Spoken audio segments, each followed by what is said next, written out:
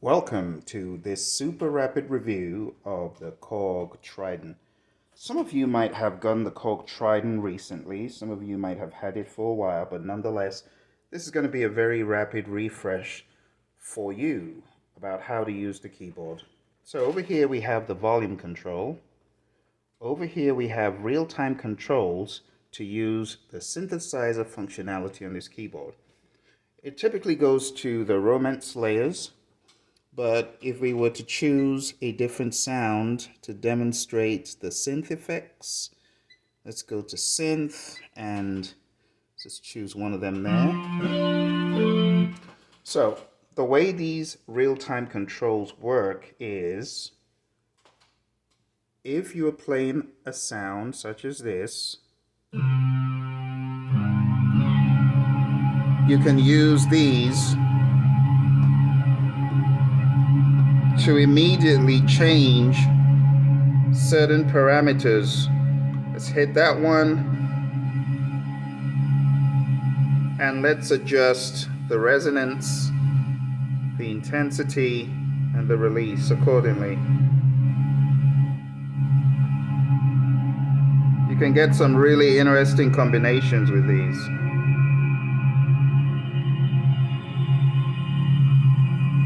As you can hear.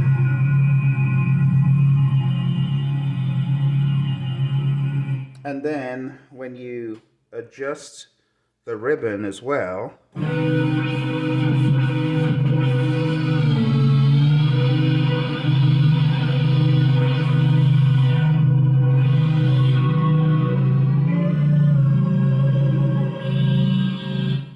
can get some rather interesting sounds.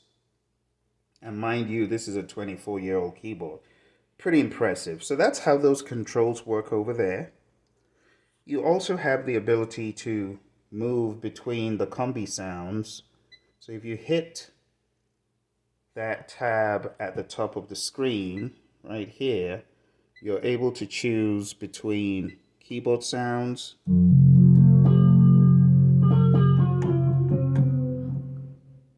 all sorts of... Mind you, these are combination sounds. You know, these are all Combi sounds. And then you've got organ sounds.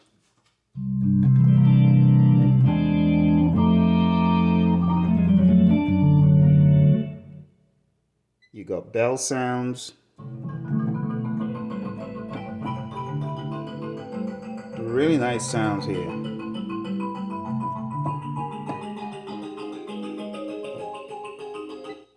And just so you know, you've got this arpeggiator over here, and when you turn it on,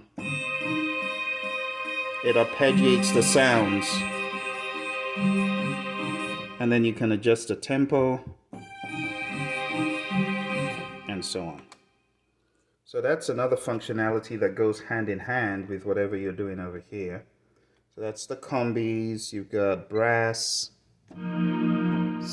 strings, brass, orchestral,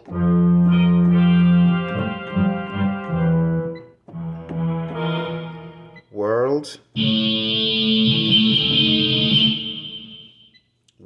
I mean. That was something else. That was guitar. So you got world, you've got guitar, you've got pads, and all the rest of those selections. And some interesting rhythms.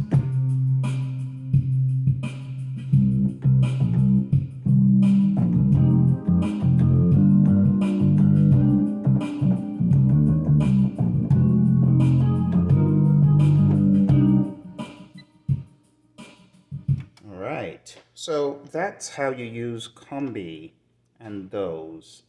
When it comes to the program functionality, again, all you need to do is tap the top there and you can see all the voices that are accessible to you on this keyboard. And I mean, there's a lot of great voices.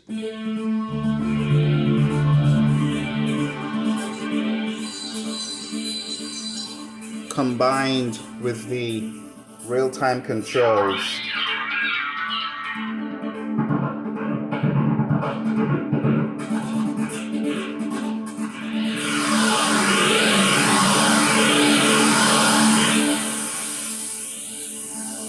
I mean, the sky's the limit, right? When you combine those real-time controls.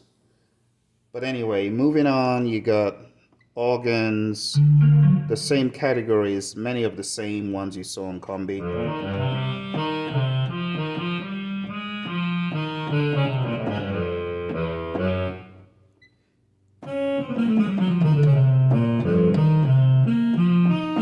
Very decent for 20-something-year-old keyboard. Flute sounds.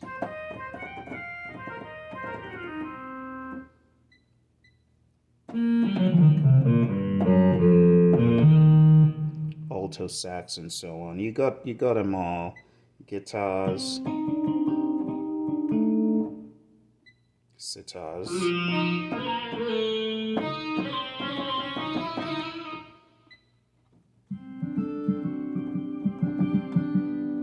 And so on and so forth.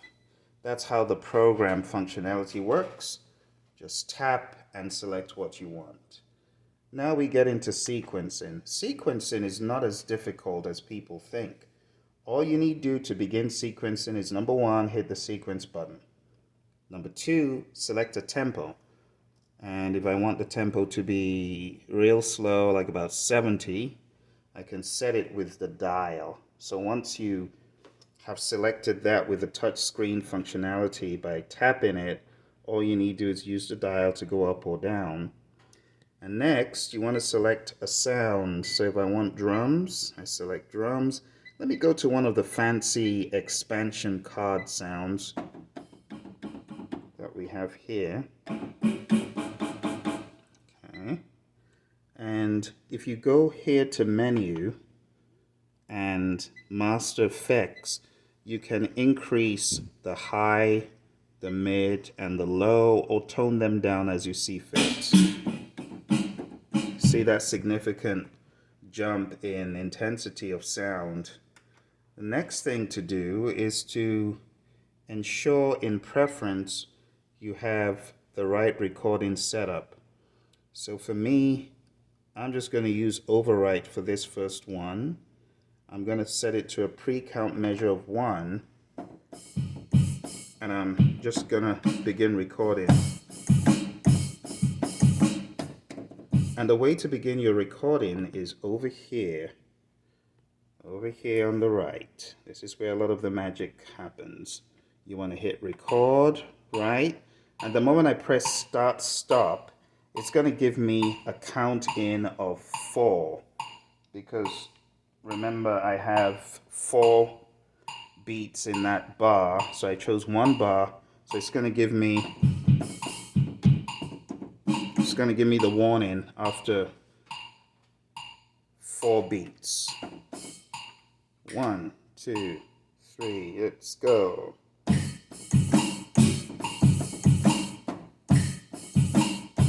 Now, if I don't like what I did, I just hit start. I hit start stop again, and make sure that it goes back to the beginning and I can start again. So let me look for a better snare.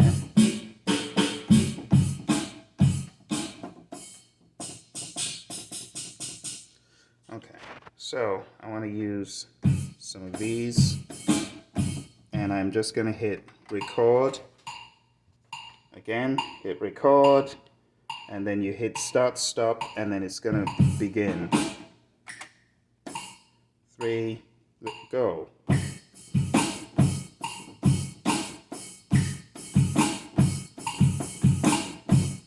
Okay, so that's my drum sound. I recorded just 1 bar,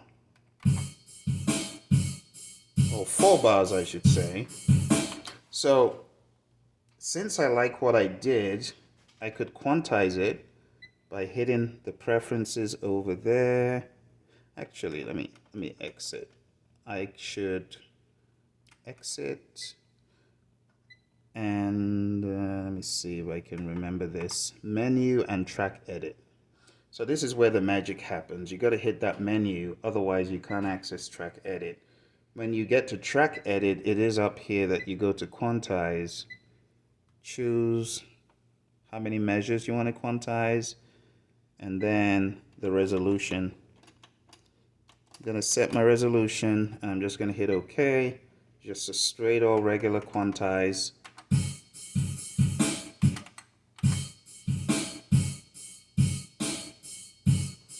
Now it sounds okay. So that was 2 measures, and I could just loop those 2 measures. And I have many other videos where I show in depth how to sequence. So I'm only showing you the bare minimum for this. Then you can go to the second track, choose a bass,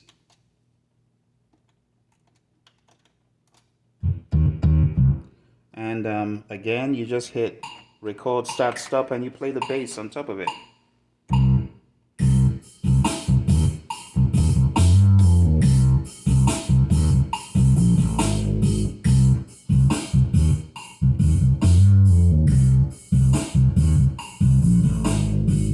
And that's it. And it's just gonna keep looping, and I can add another track 3, record, write, start, stop, 3, and go.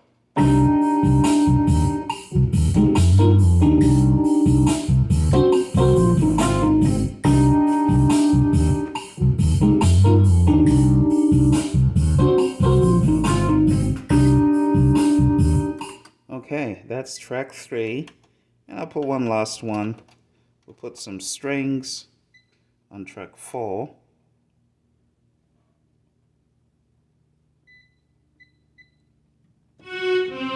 Something softer.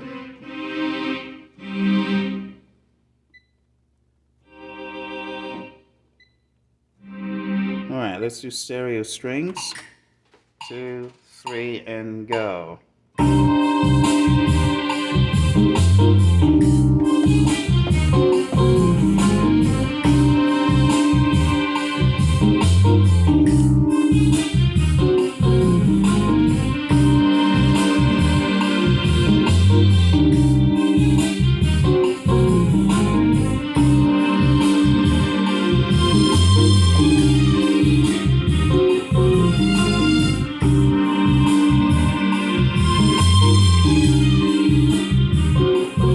So that's it. So again, you can solo with just one instrument. Like if I wanted to start the jam like this.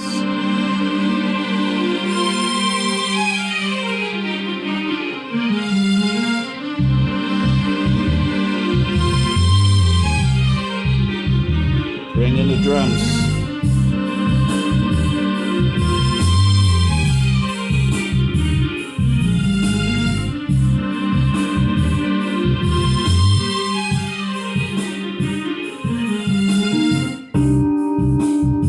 Now bring in the keys.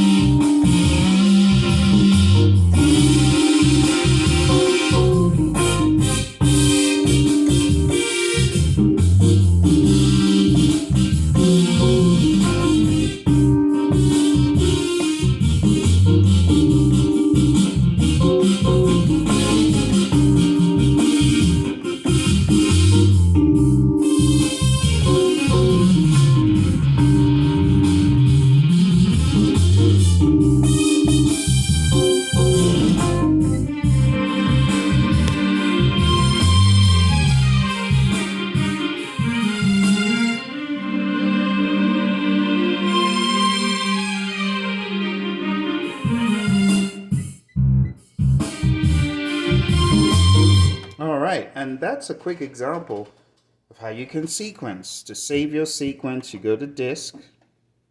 You should have a floppy in, you You know what I mean by a floppy disk? Because some of you ain't seen one of these. This is a floppy disk from back in the day, right? All sorts of brands. This is just a Staples brand, but you can find the 3Ms and the Sonys and other brands still. You can probably find these on Amazon. But you put that in and then you hit save and you just follow the prompts at the top. You save, you can save your sequence and just name it and then save it. Okay, I'm not going to save this because I have so many of them already, but that's how you would do that. All right. As far as sampling is concerned, you can also sample your voice or other instruments, and this could be a lot of fun if you wanted to go down this route of sampling directly on the keyboard. I've done it before. You can, there's a microphone at the back, input your voice, regulate it here, balance it out, and it's a lot of fun. But we won't go into that today. We also have song play. If you have like a MIDI file with all that information, you can load it on here and it would play. Different from the sequence song. This is more like the MIDI song. Then we have the global. Global, use the menu to move around. If you wanted to adjust MIDI, choose this to be a driver of the MIDI or to be a slave, depending their MIDI inputs and outputs and through at the back. So you can do all that.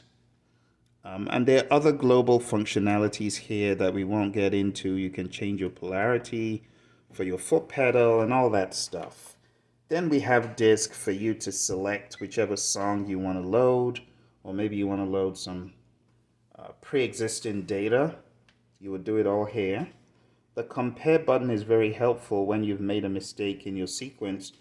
You can hit compare, and compare helps you compare to what you did last. So if I hit compare now, for example, well, there's nothing just recorded. You have to have just recorded it. But if you had just recorded something, let me give you an example. Okay. So I just recorded that. If I didn't like it, I could hit compare, and you see the screen flicker, and the compare button is on. When I hit play, it plays what I recorded before my last action. Okay, but that's the compare button. All right, moving on here to this side. This is where you just type in values. So zoom in. Let's see. Let me see what I can do with this. Let's say I wanted to rename a song. I could use these. Let's see, can I use these as well? So these are more for value entry, direct value entry. So if I wanted to go to a song 3, if there was a song 3, I could do that, or song 13. I would hit enter, and that would take me to song 13. It doesn't exist, so now it's saying, are you sure you want to create a song 13? Yep. So I don't use these a whole lot, but these are for punching in any kind of value. Over here, I believe you can punch in values as well. If you wanted to go to measure 233, if it existed, you can punch that in. I find myself using this wheel for my value and my searches and stuff, but this could be quite handy, and I don't use it a whole lot. Okay, over to this side. This is where, if you were in program, you could go directly to any of these categories. I do not use these a whole lot. So you can see this is guitar, fingertips guitar, piano, halo. So this is number 5 on track on bank A, the same number 5 on B, number 5 on C, number 5 on D, number 5 on E. Then we have the expansion cards, which That doesn't seem to be loaded correctly, but these are just alternatives for you to move around the different banks. This is more of the sequencer functionality. You can pause a sequence. So let's say we're on sequencer, you always have to hit sequencer to be in there. So if you're in sequencer and you're playing, let's go back to song 1 or song 0. So we're playing that. I could pause it. I could rewind it. I could fast forward it. I could stop it, and then I could record all over again. And that's pretty much how it works. I don't use a whole lot of the locate button. I generally use this wheel to search for whatever I want. And then as far as these controls, this is a tempo control.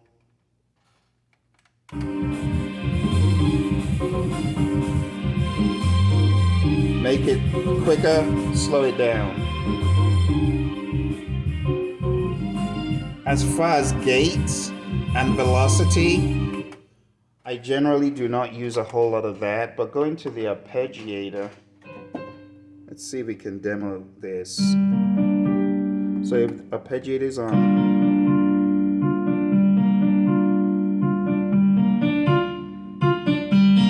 you can see the velocity increases greatly. So when you turn this up, velocity is not that heavy. Turn it up, heavier velocity.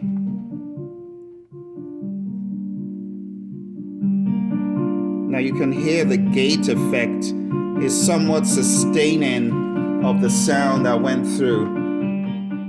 See, the gate is very truncated, very precise.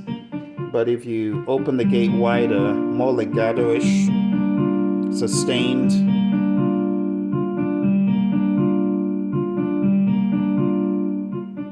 closed, and then quicker.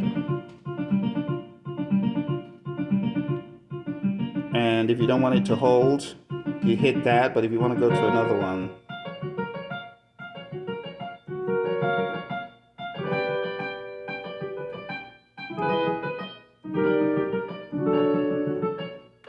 all right. And remember, this is really just a very scrappy video to help get you started. Because remember, I have so many other videos on this channel. I have over 800 videos. Some of them are other keyboards, but a lot of them are my early day jamming on the Triton. And you'll find a lot of the videos I did in the first 5 years of this channel. They're largely Triton. So when it comes to Triton, if you're stuck or you have any questions, just let me know. I have videos where I've hooked the Triton up to my other keyboard, which is down below. You don't see it, but it's down below. It's it's actually under that one as well. It's the Motif XF8, because I have a few keyboards stacked up here. I have the Triton, I have the Ensoniq TS12, and down here at the lowest level of my keyboard stack, I have the Motif XF8. So anyway, thank you for your viewing today. If you got any questions, any way I can help, let me know. Otherwise, I'll see you again soon in another video. Bye for now.